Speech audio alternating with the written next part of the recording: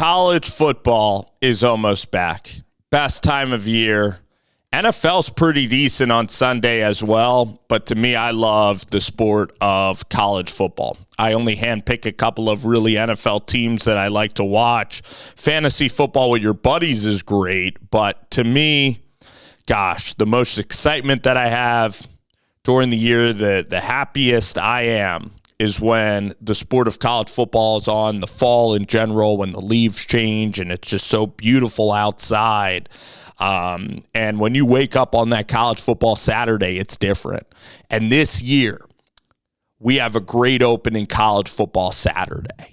And I think that the game of the day, we have probably 3 games to choose from that are going to be the games of the weekend. I guess when we look at Labor Day weekend, we have 4 games that are going to be elite, and I'm going to talk about one of them today. And I'll sprinkle out the other previews, as we get even closer to game day. This one is one of the few games that is such a good game, but it also is right on campus. And it's an old rivalry in the Sunshine State. We are going with the Florida Gators hosting the Miami Hurricanes. And there's a lot interesting about this matchup. Let's get to some of the key, people in this matchup. Firstly, let's look at the head coaches. We have Billy Napier as a head coach who didn't make a bowl game last year, believe hasn't won more than 5 games at Florida. Florida, again, with Dan Mullen, the recruiting really tapered off. They were getting blown out towards the end of the Mullen era. A lot of kind of infighting in the locker room. Believe now that with Billy Napier, it is a more stable program. Recruiting is better. They landed at quarterback. They have been good at quarterback. Quarterback hasn't been the problem. The San Francisco 49ers selected a first-round wide receiver in Ricky Pearsall that I think could be a really good player, that was great at Florida. And that could even be good at the professional level. But we're not talking about that. But Austin Armstrong, as a defensive coordinator, I love Austin Armstrong. This is somebody who studied, I believe, studied with Ron Roberts at Louisiana Lafayette, who's worked with Billy before.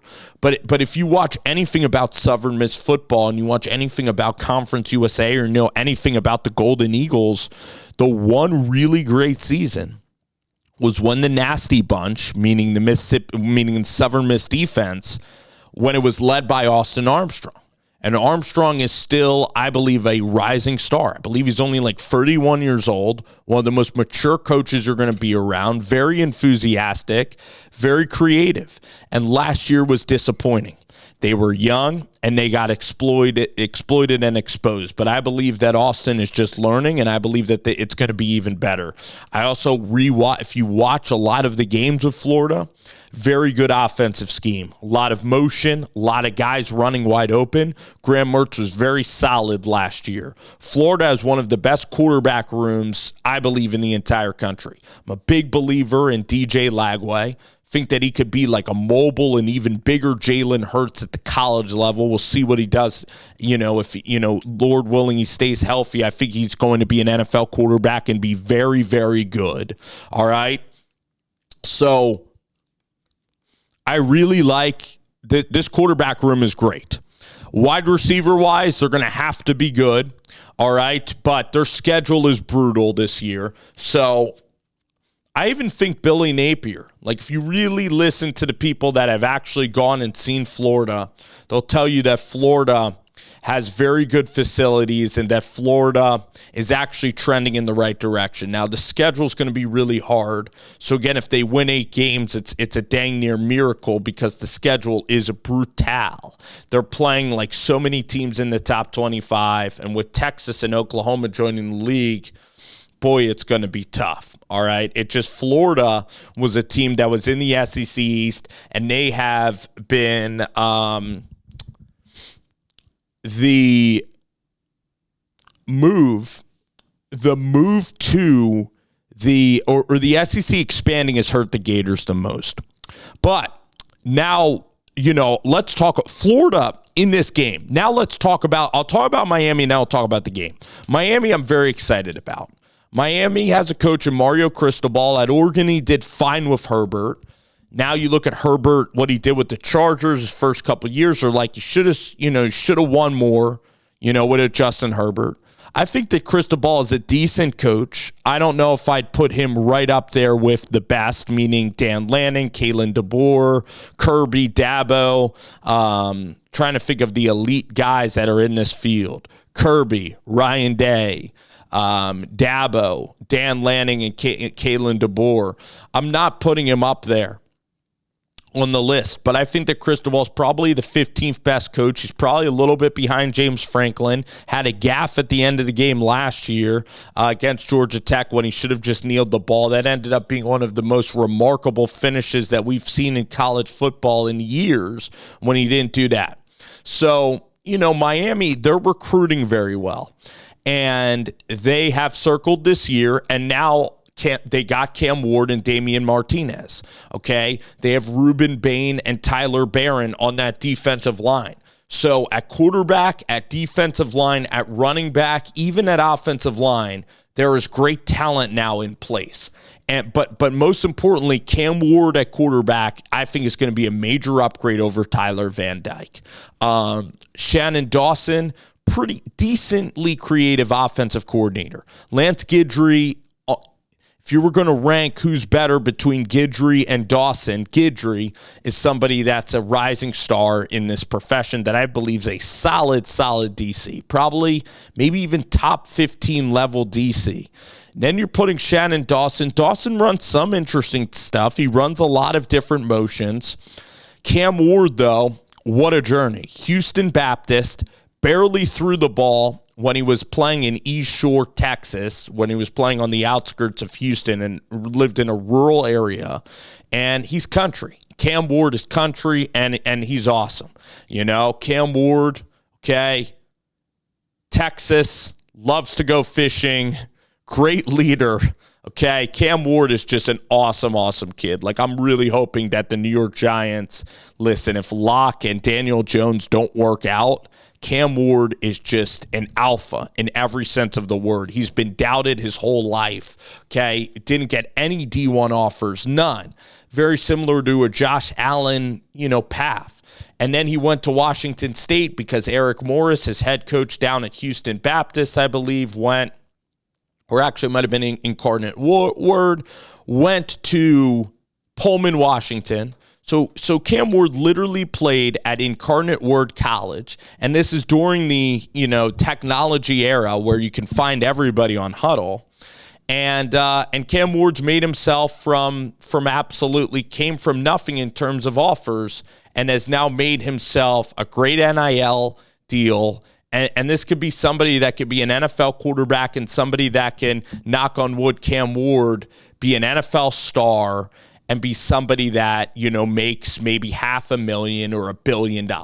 And that's what I envision for Cam Ward is greatness, okay? And I look at Miami. He's the face of this program. He's the ACC front runner to win ACC Player of the Year. I think he's going to be in New York. I really think he can win a Heisman, and I'm buying into the hype about Miami. So that's where I'm going with this pick, okay? Again, I think Florida has some interesting things to offer. I think that it's a total work in progress on defense. Their offensive line, the injuries are really packing up on the offensive line. And if their offensive line was solid, they would have a better chance in this game. But I'm looking at Cam Ward. I think Cam Ward will win the quarterback battle with Graham Mertz.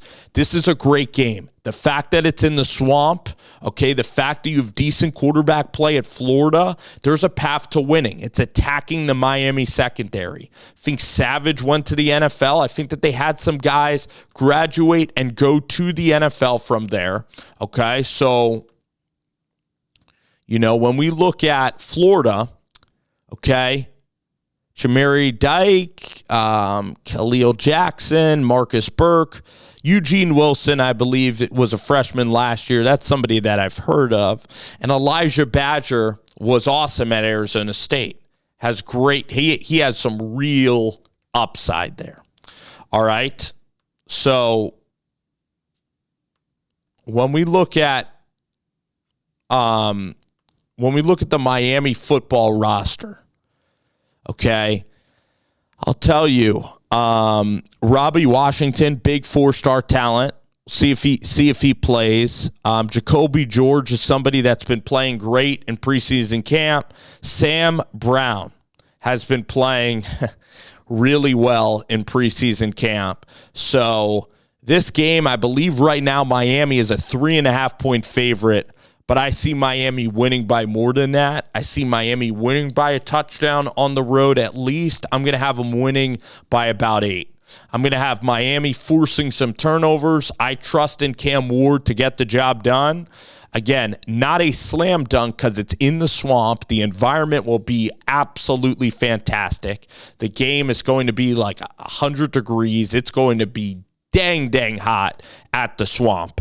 But cannot wait for this contest. Cannot wait for this game. But I'm going with quarterback. I'm going with defensive line. Okay, when we look at Miami's defensive line, you have Ruben Bain, you have Tyler Barron, Simeon Barrow. These are guys that have played so much football. And Tyler Barron was very good at Tennessee. Then he went to Louisville for a year. Experienced studs on the defensive line. And that's what's going to win the game. The defensive line's going to win the game. And then Cam Ward and this Miami offense, they're going to be explosive enough to win. Cam Ward, Miami, I'm buying into it. They're made for the bright lights. They're made for this game. And Miami, to me, can win the ACC championship. That's how good Miami can be. I think they're a playoff team as well, and I believe that they're going to win this game over Florida. Again, Florida's a team that I think by week 5 will really start gelling defensively, offensively. I think Florida will surprise people this year. I don't think they're going to go 5-7. I think that Billy is building something, but I believe that Miami is more ready for this game in week 1. And it's going to be fun. Credit to these two teams for scheduling this game. Love the rivalries and love games on campus. Great environment. Should be had at the Swamp.